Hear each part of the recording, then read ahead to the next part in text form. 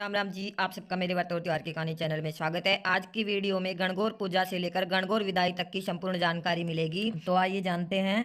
सुबह सुबह स्नान करने के बाद बढ़िया लाल पीले हरे कलर के कपड़े हम पहन लेंगे, अच्छे से श्रृंगार कर लेंगे। उसके बाद नीचे जमीन पे थोड़ा सा पानी डालकर जगह को अच्छे से साफ करके उसके ऊपर हम एक चौकी लगा लेंगे। उसके बाद सबसे पहले हमें दूब लानी है। बगीचे से या खेत में जाके हम अच्छी सी हरी हरी दूब लेके आ जाएंगे, या फिर पार्क में हो तो पार्क से ले आना। अच्छे से दूब को लाके धो के साफ करके फिर हम दूब लाने का गीत गाएंगे। तो चौकी पर जब आप दूब रखें तब गीत गाएं। बाड़ी वाला बाड़ी खोल आए हैं हम दूब लेन, बाड़ी वाला बाड़ी खोल आया सा हम दूब लेन, कौन की तुम बेटी सो कोना की तुम बहन। फिर सो अपने पापा का नाम और अपने भाई का नाम लेके इस तरह से पहले दूब का गीत गाएंगे। उसके बाद सबसे पहले पाटा धोया जाता है। देखिए, उस पटड़े को धो के उसके ऊपर पूजा करते हैं। और आपके पास पटड़ा हो तो सही है, या फिर जो आप डेकोरेटिव पटला लेके आते हैं उस पर दूब से छींटे मार के उसको धोएं। जब पाटा धोए तो हमें गीत गाना है। पाटा धोबीरा की भाण, पाटा धोबीरा की भाण, पाटा धो भाया की भाण, पाटा धो भाया की भाण, ऐसे बोल के हमें गीत गा लेंगे। पाटा धोने के लिए हमें घास की जूटी बनानी पड़ती है। उन जूटियों से हमें छींटे लगा लगा के पाटे धोने हैं। फिर हम पटड़े पर थोड़ी सी दूब रख लेंगे। गणगौर पूजा में दूब का बहुत महत्व होता है। अब दूब के ऊपर हम गणगौर जी और ईश्वर जी को विराजमान करेंगे। तो पहले हम ईश्वर जी को विराजमान कर देंगे, फिर गणगौर जी को विराजमान करेंगे। उसके बाद हम गणेश जी को विराजमान करेंगे। तो सुपारी से बने हुए गणेश जी को विराजमान कर दिया जाता है। अब एक पेपर पर स्वस्तिक बनाकर हम टिक्की देने के लिए यहाँ पेपर रख लेंगे। अगर आप चाहें तो दीवार पर भी टिक्की बना सकते हैं, स्वस्तिक बना सकते हैं। और अगर आप चाहें कि दीवार खराब हो जाएगी तो आप एक सफेद कलर के पेपर पर भी आप बना सकते हो। और फिर थोड़े गेहूं बाजरे के या फिर चावल के दाने रखकर उसके ऊपर देसी घी का दीपक जलाएंगे।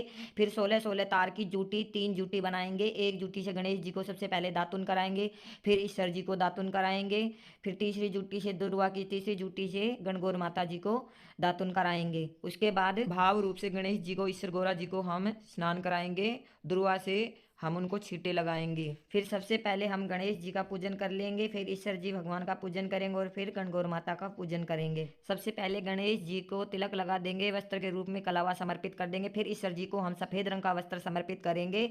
तो सफेद रंग का कपड़ा हम ईश्वर जी को उठाएंगे और गणगौर माई को लाल रंग की चुनरी उड़ा देंगे।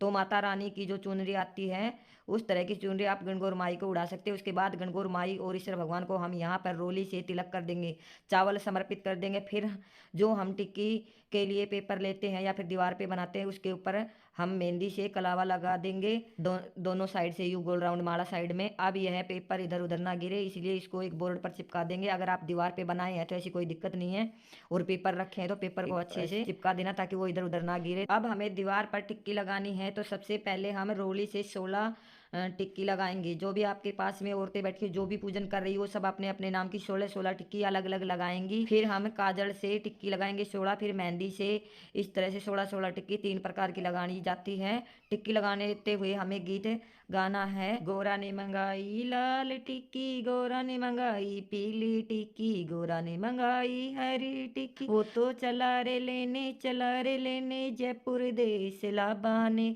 ईसर 4 टिक्की तो यहाँ पर पूरी 16-16 टिक्कियाँ दी जाती है। गणगौर माई और भगवान ईश्वर माता पार्वती और भगवान शंकर जी का ही स्वरूप होते हैं, और माता पार्वती गणगौर माई सुहाग देने वाली होती है, इसलिए गणगौर की पूजा की जाती है। तो पहले हमने रोली की 16 टिक्की लगा ली, उसके बाद में हमें काजल की 16 टिक्की लगानी है, और फिर हम गणगौर माई को और ईश्वर भगवान को भी काजल लगा देंगे। उसके बाद हम फिर मेहंदी की 16 टिक्की लगाएंगे। तो जो भी चीज़ आप टिक्की लगाएंगे वो आप गणगौर जी और ईश्वर जी को समर्पित करेंगे।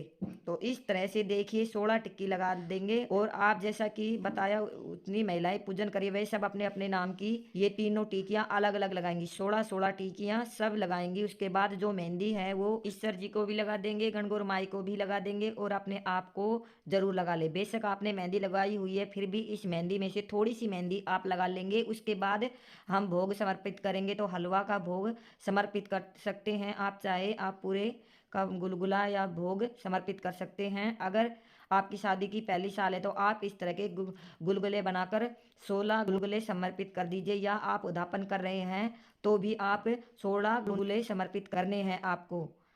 तो आप अपनी इच्छा के अनुसार किसी भी चीज़ का भोग लगा सकते हैं। उसके बाद जल पिलाकर उनको चालू करवा देंगे। फिर हम सुहाग का जल तैयार करेंगे। सुहाग का जल तैयार करने के लिए हमें दूध लेना है, कच्चा दूध लेना है और उसमें हम जल डाल लेंगे। अब हमें इनमें 5 चीज़ें डालनी है, तो उनमें से हल्दी, सुपारी, सिक्का, कौड़ी, एक चांदी का छल्ला या 5 चीज़ें डाल लेते हैं। ये पांचों चीज़ें हमें इसमें इस जल में डालनी है, तो ये सुहाग जल तैयार हो जाएगा।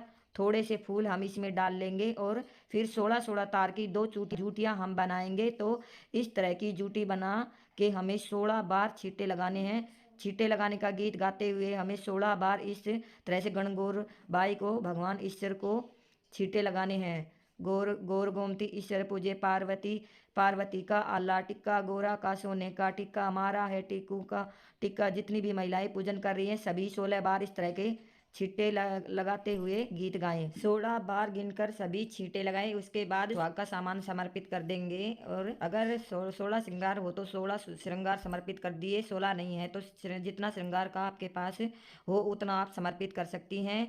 अगर आपके पास फूल है तो आप फूल समर्पित कर दीजिए, फूल नहीं है तो बगैर फूल के पूजा कर सकते हैं। अब हमें गणगौर की कहानी सुनिए, तो अपने हाथ में थोड़े चावल, थोड़े से गेहूँ ले लेंगे। हम कथा सुनेंगे और कहानी सुनेंगे। कोई भी कहानी खाली हाथ नहीं सुनी जाती है, तो अपने हाथ में आप चावल या गेहूँ जरूर ले लें। उसके बाद फिर हम गणगौर की कहानी सुन ले। गाय कहानी का वीडियो मैंने पहले से मेरे चैनल पर डाल रखा है, आप उसमें जाके देख लेना और वहाँ से आप कहानी सुन लेना। कहानी सुनने के बाद जो गेहूं के चावल आपने लिए हैं वह ईश्वर भगवान और गणेश जी और गौरा माई को समर्पित करेंगे और बाकी सारे हम जल के लोटे में डाल देंगे।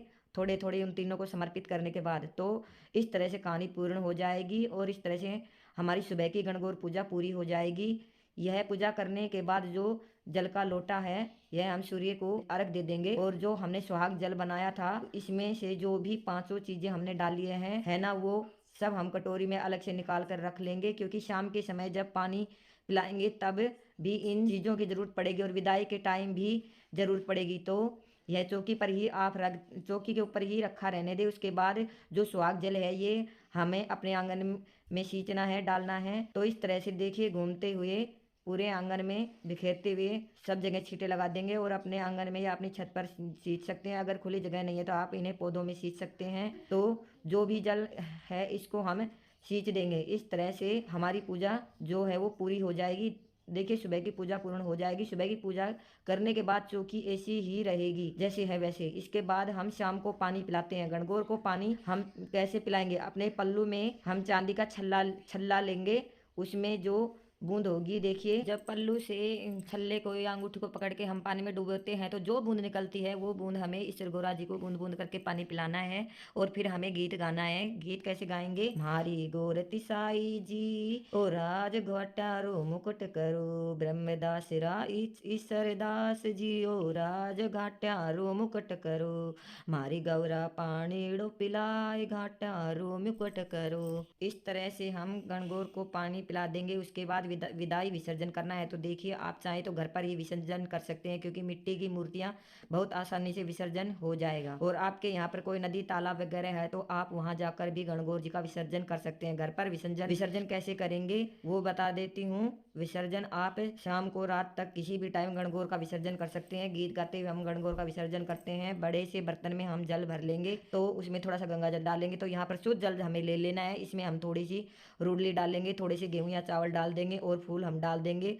इस तरह से विसर्जन का जल तैयार हो जाएगा। अब हम आप चाहें तो जल को अपने घर के आंगन में रख के वहां पर विदाई कर सकते हैं। आप चाहे तो छत पर रख सकते हैं या फिर जहाँ पे कोई चौकी लगाई है वहां भी आप कर सकते हैं, या फिर पास में कोई खुली जगह खेत पड़ रहा है तो आप वहां भी विदाई कर सकते हैं। देखिए विदाई करने से पहले चौकी पर जो सामान है उसमें जो जल हमने पिलाया था पौधों को सींच देंगे। जो भी यह छींटे का सामान है, जो जुए का सामान है वो आप अपने पास रख लें। साथ में जितना भी श्रृंगार का सामान आपने चढ़ाया वह आप स्वयं यूज कर सकती हैं माता के आशीर्वाद के रूप में। जो टिकिया लगाई है जिस पेपर पर या दीवार पर वह साथ ही विसर्जन किया जाएगा। तो पेपर को अगर आप बाहर जा रहे हैं तो भी घर के और घर में विसर्जन कर रहे हैं तो भी आप पेपर को साथ ले जाएं। सुपारी, क्योंकि पेपर पर अगर आप बनाए हैं तो पेपर को भी विसर्जित करना है। उन सबके साथ में सुपारी के गणेश जी को, जो हम सुपारी का गणेश जी बनाए थे उसका विसर्जन करना नहीं है। उसको आप अपने घर में ही पूजा के मंदिर में रख लेना। थोड़े से जल के छींटे लगा लेना गणेश जी को, क्योंकि उसके बाद में हम पूजा में के मंदिर में रख सकते हैं। और फिर भी हम कोई भी पूजा करें, कोई भी शुभ काम करें तो उसमें हम उस गणेश जी को यूज कर सकते हैं, पूजा में रख सकते हैं। फिर हम ईश्वर जी को और गौरा जी को गीत गाते हुए उनका विसर्जन करने के लिए ले जाएंगे। बहुत ही धूमधाम से गाजे बाजे के साथ हम विदा करेंगे गीत गाते हुए।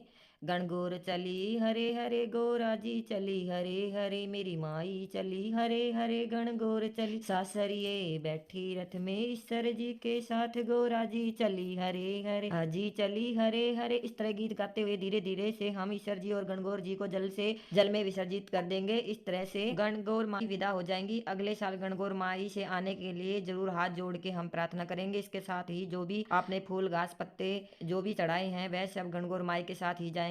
जो सारी चीजों को हम साथ में ही विसर्जन कर देंगे। इसके बाद हाथ जोड़कर गणगौर माई से अखंड सुहाग के लिए प्रार्थना करेंगे और पूजा में जो भी गलतियां रह गई उसके लिए क्षमा याचना करेंगे। देखिए गणगौर माई की विदाई हो गई है। घर पे विसर्जन किया है वो मूर्ति पिघलने के बाद पानी में, फिर हमें वो पानी पौधों में डाल देना है और इस तरह से हमारी पूजा पूर्ण हो जाएगी। तो आज की वीडियो में गणगौर की शुरुआत से लेकर दूब लाने से लेकर विदाई तक की संपूर्ण विधि के साथ मैंने आपको वीडियो बनाकर डाल दी है। फ्रेंड्स, मेरे यहाँ गणगौर माता जी की पूजा नहीं होती है, इसलिए मैंने वीडियो बनाकर नहीं दिखाई है, सिर्फ बोल के बताई है। अगर वीडियो अच्छी लगी तो लाइक करें, शेयर करें, कमेंट करें और जय गणगौर माई जरूर लिखें।